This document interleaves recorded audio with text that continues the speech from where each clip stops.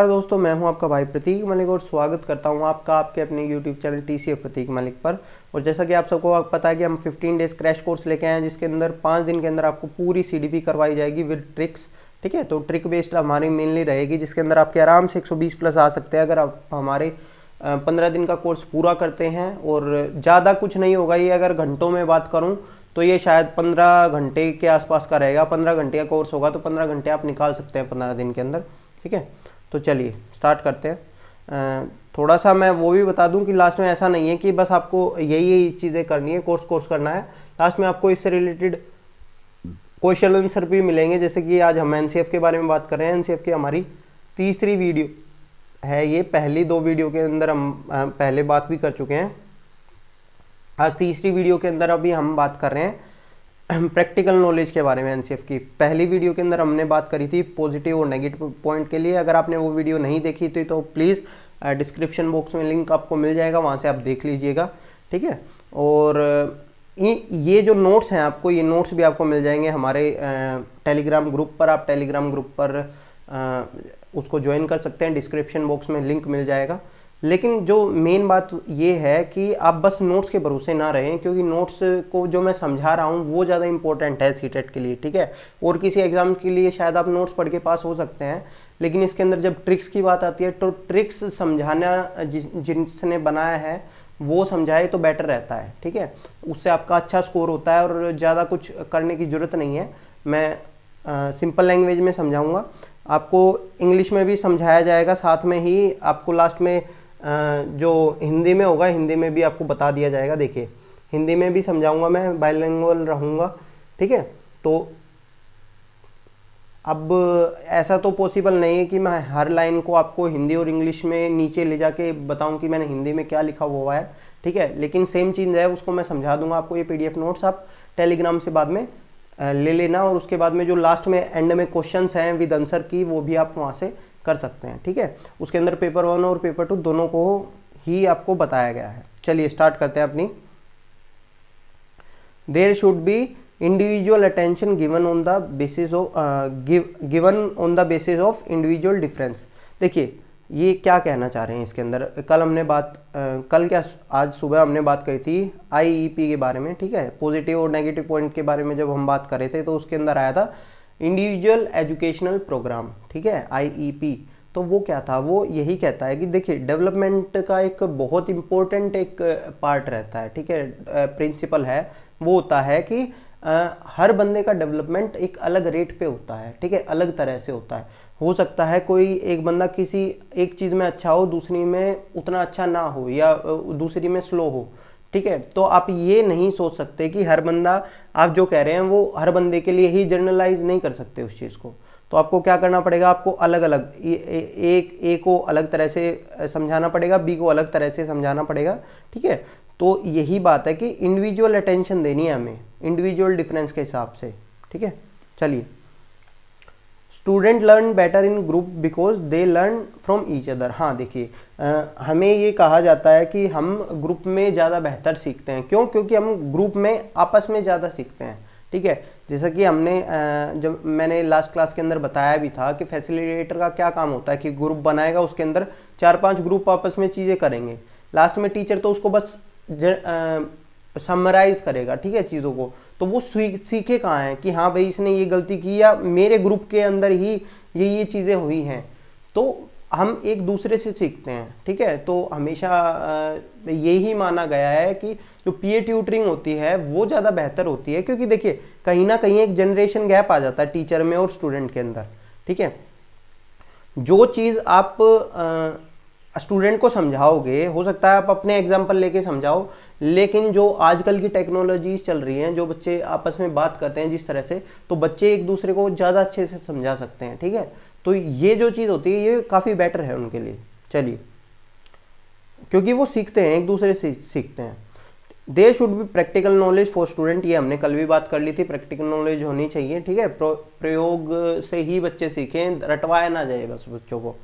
ठीक है, अब ये इंपॉर्टेंट पार्ट है, every child learn can learn anything. ठीक है, हर बच्चा कुछ भी सीख सकता है। ठीक है, ऐसा नहीं होगा कि एक बच्चे को आप कह दो कि नहीं इसको तो ये चीज़ आएगी नहीं, तो ये चीज़ नहीं होता है। इसके बारे में थोड़ा सा हम आगे भी पढ़ेंगे, जब हमें इंक्लूसिव एजुकेशन के बारे में बात करेंगे ना, वहाँ भी ये पार्ट आएगा कि हम कई बच्चों को छोड़ देते हैं, कि जो डिफरेंटली एबल्ड बच्चे होते हैं, कोई ब्लाइंड होता है, कोई डेफ होता है, तो उनको छोड़ देते हैं हम, ठीक है, कि नहीं इनको तो ये चीज़ आएगी नहीं।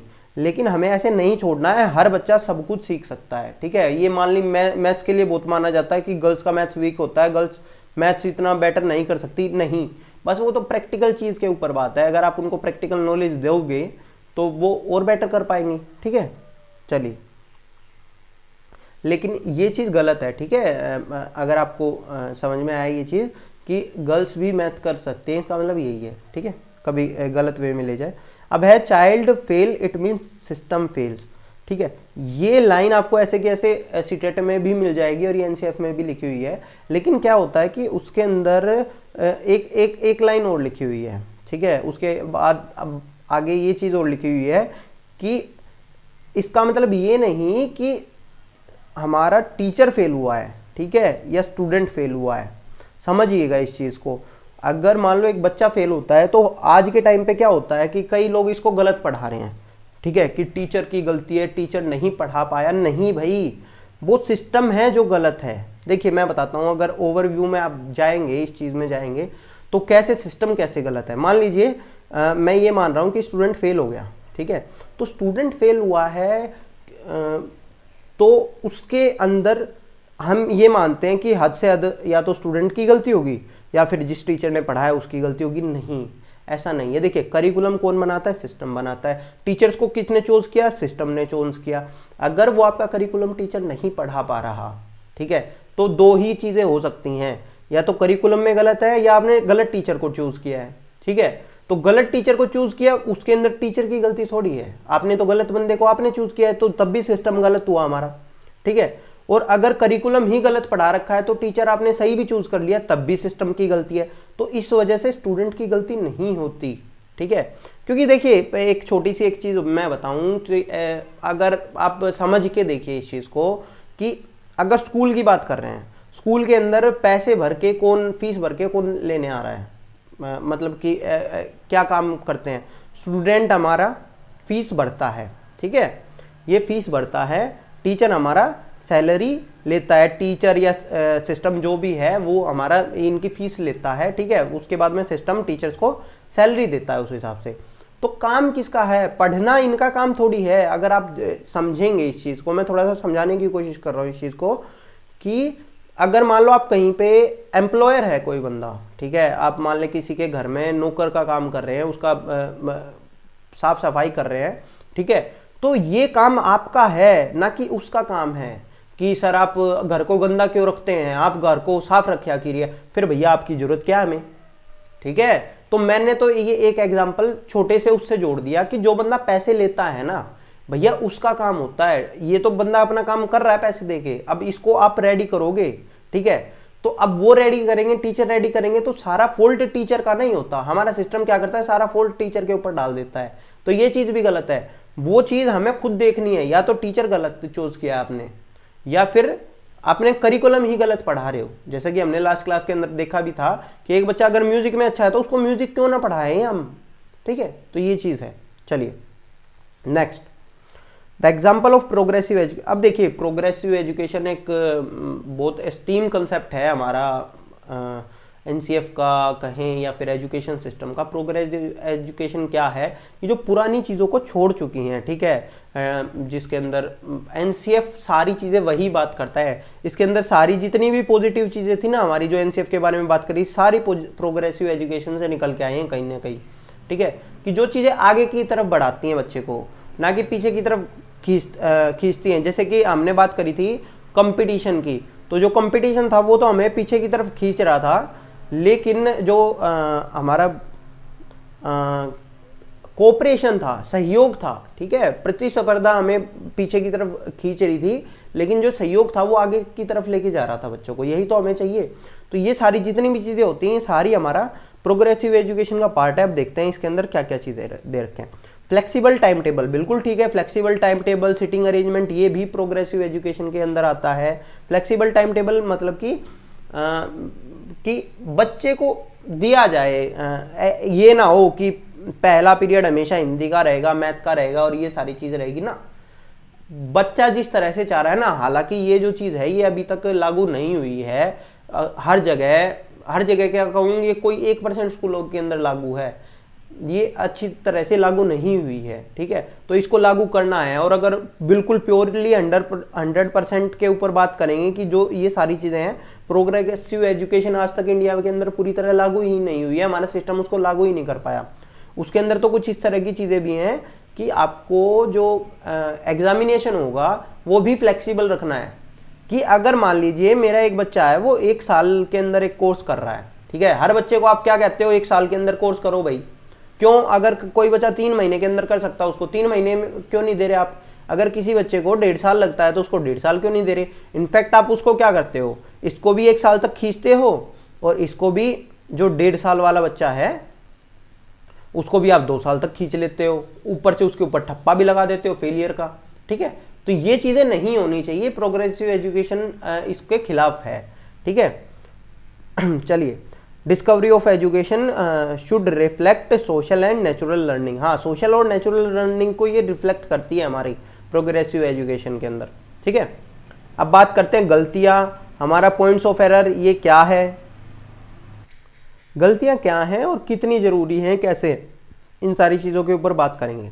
देखिए, पहली बात तो गलतियाँ कभी पनिशेबल नहीं होती। अगर कुछ बच्चा पढ़ने के अंदर गलती कर रहा है तो वो ये नहीं है कि उसको पनिश कर दो आप, गलत है बिल्कुल वो चीज़, बल्कि उससे तो आपको ये पता चलता है कि बच्चा कहाँ गलती कैसे कर रहा है, उसका लर्निंग किस तरह से है, ठीक है, उसकी चीज़ों के बारे में पता चलता है, हमें डिसेबिलिटीज़ के बारे में पता चलता है। आगे आप पढ़ेंगे कि M को बच्चा W पढ़ रहा है, ठीक है, या W को बच्चा M पढ़ रहा है, तो इसके अंदर हमें पता चलता है कि हाँ भाई बच्चे के अंदर ये कमी है या ये सारी चीज़ें हैं, हम उसको सुधार सकते हैं, सारी चीज़ें कर सकते हैं। तो वही चीज़ है। अब देखते हैं पॉइंट्स क्या क्या है, ठीक है। Error tells how children learn, बच्चे कैसे सीखते हैं, बिल्कुल ठीक बात है। We should give time to self correction, हमें उन बच्चों को फटाफट गलती ठीक नहीं करनी चाहिए, उनको टाइम तो दो कि अच्छा तुमने शायद कुछ गलत किया बच्चा, ये दोबारा देखो। तो ये जो चीज़ रहेगी ना टीचर की, तो बच्चा और अच्छे से कर पाएगा। We should not take serious note on error committed by student, हमने बात कर दिया कि बहुत ज़्यादा सीरियस नहीं लेना चाहिए कि ये तो तुमने ऐसा कर दिया, ये कर दिया, ठीक है, तो हमें इस चीज़ से दूर रहना चाहिए, ठीक है। Errors are part of learning, errors हमारी लर्निंग का पार्ट हैं, ये भी बहुत इंपॉर्टेंट चीज़ है। अगर गलतियां नहीं हो रही तो समझ लो हमारी लर्निंग हो ही नहीं रही है, ठीक है। तो और ये हमें ये भी पता चलता है कि बच्चे सोच कैसे रहे हैं, उनकी थिंकिंग कैसी है, ठीक है। चलिए, दूसरा एक है कि we should not stop mobile comics. हम क्या करते हैं आज के टाइम पे कि बच्चों का मोबाइल्स वगैरह और ये सारी चीज़ें रहती है, ये छीन के बैठ जाते हैं, ठीक है। तो वो जो चीज़ होती है ना, वो बहुत नेगेटिव है कि आप बच्चे को लिमिट कर रहे हो। जब मैंने बताया ना कि हमें लिमिट नहीं करना है किसी भी बच्चे को, अगर आप लिमिट करोगे तो आप बहुत गलत कर रहे हैं, ठीक है। तो यही चीज़ है कि मोबाइल फ़ोन छीन के, क्योंकि ये सारी जो चीज़ें हैं ना, ये आपकी कहीं ना कहीं पनिशमेंट में आती है, और पनिशमेंट हमारा नेगेटिव है। हमें बच्चे को रीइंफोर्समेंट करना है, आगे हम पढ़ेंगे रीइंफोर्समेंट और पनिशमेंट में क्या फ़र्क है, ठीक है। चलिए, they should be good association with parents. हाँ, हमारे टीचर्स का पेरेंट्स के साथ बढ़िया एसोसिएशन रहना चाहिए, बढ़िया रिलेशनशिप रहना चाहिए, इस बारे में बात की गई है। Teacher can counsel also, we don't need professional expert only. हमें क्या है, हम क्या बात करते हैं, देखिए हो सकता है कभी कभी हमें प्रोफेशनल एक्सपर्ट की जरूरत पड़ जाए, लेकिन हर चीज़ के लिए हमें प्रोफेशनल एक्सपर्ट की जरूरत नहीं पड़ सकती। टीचर को खुद भी काउंसलिंग करनी आनी चाहिए बच्चों की, ठीक है। तो ये चीज़ है कि उनका गाइडेंस एंड काउंसलिंग की जो बात होती है वो कहीं ना कहीं टीचर्स को ही ट्रेन किया जाता है। केवीज के अंदर अलग अलग ट्रेनिंग होती है, अगर मैं बात करूँ केवी की, तो यहाँ अलग अलग ट्रेनिंग होती है जहाँ टीचर्स को भेजा जाता है, जहाँ वो ट्रेन होकर आते हैं और वो काउंसिल करते हैं, ठीक है। और इसी तरह से आपने अपने बीएड में या डीएलएड में या बीएलएड में जहाँ भी आपने गाइडेंस एंड काउंसलिंग आपने पढ़ा ही होगा, ठीक है। तो इसलिए हमेशा हमें प्रोफेशनल एक्सपर्ट की जरूरत नहीं है। Teacher should facilitate meaningful learning and must formulate question of content, discuss and debate on topic and present topic in a better way. हमने बात किया था फैसिलिटेशन क्या होता है हमारा, ठीक है, फैसिलिटेटर होता है हमारा टीचर। तो इन्होंने कहा कि मीनिंगफुल लर्निंग करना चाहिए और हमें कुछ इस तरह के क्वेश्चंस बनाने चाहिए जिसके ऊपर डिस्कशन किया जा सके, डिबेट की जा सके और जिससे हमारा टॉपिक हो उसको प्रेजेंट अच्छे तरह से कर पाएं। क्योंकि देखिए प्रेजेंटेशन एक ऐसा पार्ट है जिसकी वजह से बच्चा कहीं ना कहीं उसी की वजह से आपका इंटरेस्ट क्रिएट होता है बच्चे का, ठीक है। तो ये चीज़ है। Student learn in number of वे, ये बात आ गई थी कहीं ना कहीं, जो हमारा फर्स्ट पॉइंट था उससे रिलेटेड है कि हर बच्चा अलग अलग तरीके से पढ़ सकता है, अलग अलग तरीके से सीख सकता है, एक ही तरीका हमारा नहीं होता, ठीक है। चलिए आगे चलते हैं। देखिए ये हिंदी में भी है, आपको हिंदी में मिल जाएगा, मैं हिंदी को दिखाने रहा हूँ आपको, ये बस इंग्लिश को दिखा रहा हूँ अभी, ठीक है। Children are always motivated to learn, they have natural interest and curiosity involve in learning but this increase due to repetition of work. हम क्या कहते हैं कि बच्चा तो इंटरेस्ट ही नहीं ले रहा, बच्चा तो पढ़ नहीं रहा। अरे भैया पढ़ेगा क्यों जब आपने एक उसकी टाइम टेबल बना दिया। जब हमारा फ्लेक्सिबल टाइम टेबल नहीं है, एक है बार बार वही करो, आओ स्कूल में किताब खोलो, ब्लैक बोर्ड से काम उतारो, घर पे आके फिर वो काम करो, ये तो बच्चा इंटरेस्ट तो खत्म हो जाएगा ना। जबकि अगर बच्चा देखें तो बच्चा नई चीजें सीखने में इंटरेस्ट बहुत लेता है, ठीक है, लेकिन रिपीटिशन नहीं होनी चाहिए, ठीक है। अभी अगर देखा जाए पबजी का इतना ज्यादा क्रेज क्यों है, ठीक है, पबजी का इतना ज्यादा क्रेज क्यों है, कई एग्जांपल मैं आपको दूंगा कि कहां हम इंटरेस्ट लेते हैं, ठीक है। जिस चीज को हम कहीं ना कहीं जिस प्रोसेस को या जिस चीज को भी हम ये नहीं बता सकते कि आगे आने वाले टाइम पे क्या होगा। पबजी के अंदर आपको ये नहीं पता कि आप पहले मिनट में मर जाओगे आप या लास्ट तक जाओगे, ठीक है, या आपको कहाँ लोग मिलेंगे। जैसे कि पुराने जो गेम होते थे, पबजी इतना क्यों छा रहा है लोगों के बीच में, क्योंकि जो पुराने गेम होते थे उसके अंदर आपको रट जाती थी चीजें कि अच्छा अब यहाँ बंदा निकलेगा, अब ये निकलेगा, तो उससे आपका इंटरेस्ट खत्म होने लग जाता है, ठीक है। जब आपके साथ अनएक्सपेक्टेड चीजें होती है ना, तब ही आपको वो चीज अच्छी लगती है। मूवी भी वो अच्छी लगेगी आपको, मूवी जिसके अंदर आपको अनएक्सपेक्टेड चीजें दिखेंगी। अगर आपने मूवी को आपको समझ में आ गया कि अच्छा अब तो ये होगा, अब तो ये हो गया, तो भैया वो तो बोरिंग हो जाएगी आपके लिए। तो यही चीज है इसके अंदर भी, ठीक है। तो इसीलिए हमें बच्चे को भी पढ़ाना है या जो भी चीज करनी है, रिपीटिशन ऑफ वर्क नहीं होना चाहिए, वरना उसकी खत्म हो जाएगी इंटरेस्ट और क्यूरियोसिटी खत्म ही हो जाएगी, ठीक है। और ये हर बच्चे का नहीं, हर चीज का यही बात है कि हर बंदे के अंदर इंटरेस्ट होता है, क्यूरियोसिटी होती है, ठीक है, लेकिन हम उस चीज को खत्म कर देते हैं, ठीक है। Children are capable to think but their thinking is different from adult, ये बात कही थी हमारे पियाजे ने। ये कहते हैं कि बच्चे भी सोच सकते हैं भाई। अरे ये कम ज़्यादा नहीं सोचते, ऐसा नहीं होता कि बच्चे कम सोच रहे हैं हम ज़्यादा सोच रहे हैं, वो चीज़ नहीं होती, ठीक है। बच्चे भी उतना ही सोचते हैं जितना हम सोचते हैं, लेकिन उनकी थिंकिंग अलग तरह की होती है, वो अलग तरह से सोचते हैं, ठीक है। Giving star badges is an extensive motivation and not good for student to develop materialistic attitude. देखिए स्टार प्राइज वगैरह ये हमने कल भी बात करी थी, ये नेगेटिव है, ये मटेरियलिस्टिक हमारा एटीट्यूड शो करता है। जो मोटिवेशन के बारे में बात करेंगे तो इसके बारे में बहुत अच्छे से बात करूंगा कि एक होता है हमारा इंटेंसिव मोटिवेशन, इंटेंसिक मोटिवेशन, और एक होता है हमारा एक्सटेंसिक मोटिवेशन, ठीक है, आंतरिक अभिप्रेरणा और बाह्य अभिप्रेरणा। तो उसके बारे में बात करेंगे तो बताऊंगा मैं आपको, इसके बहुत अच्छे एग्जाम्पल्स देके तो वो करेंगे। बाकी अभी आप यही समझ लीजिए कि मटेरियलिस्टिक मतलब चीज को लेके होता है कि हम काम क्यों कर रहे हैं, क्योंकि हमें कुछ चीज मिल रही है। तो भैया वो आपने कौन सा कंपनी में लगा दिया क्या आपने कोई बंदा, ठीक है, कि हाँ भाई तुम आओ, तुम ये काम करो, तुम्हें इतने पैसे मिलेंगे, पैसे की जगह आप उसको अभी से ये चीज़ें देने लगे, तो वो कोई मशीन थोड़ी है, ठीक है, कि आपको फ्यूल मिलेगा, ये फ्यूल मिलेगा, ये मिलेगा, तो ये चीज़ नहीं होती, ठीक है। No student is perfect, mature student are also sometimes need emotional and support in their studies, ठीक है। इमोशनल सपोर्ट हमें मैच्योर स्टूडेंट को भी देना पड़ता है। कई बार हम ये सोच लेते हैं कि जो मैच्योर स्टूडेंट है वो तो अपने आप सीख लेगा चीज़ें, लेकिन ऐसा नहीं होता, कई बार हमें उन्हें भी देनी पड़ती है, ठीक है, ये चीज़ें ध्यान रखना। चलिए आज का हमारा लेक्चर खत्म हो चुका है। इससे रिलेटेड आपको टेलीग्राम ग्रुप पे हमारा मिल जाएगा। टेलीग्राम ग्रुप को आज ही अभी जो डाउनलोड कर लेना। अगर आपके ये वीडियो पसंद आई हो तो इसको जरूर लाइक कर लें, अभी सब्सक्राइब कर ले चैनल को अगर सब्सक्राइब नहीं किया है, और हमारे बेल आइकन को जरूर दबा लें जिससे आपको आगे के नोटिफिकेशन मिलते रहें। धन्यवाद दोस्तों, आपका दिन शुभ रहे और आज की हमारी क्लासेस खत्म होती हैं।